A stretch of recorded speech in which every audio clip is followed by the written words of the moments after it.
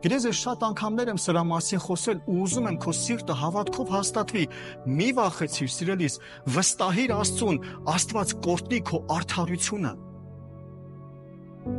Պետք չի ջրի փողը գողանալ։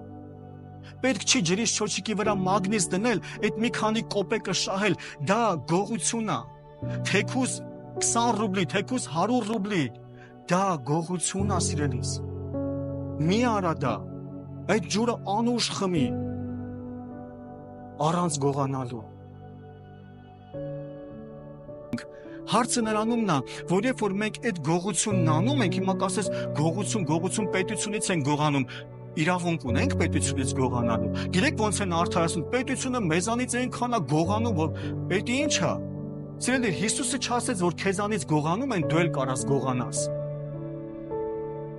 Հիսուսն ասեց, դու գողություն մի արա։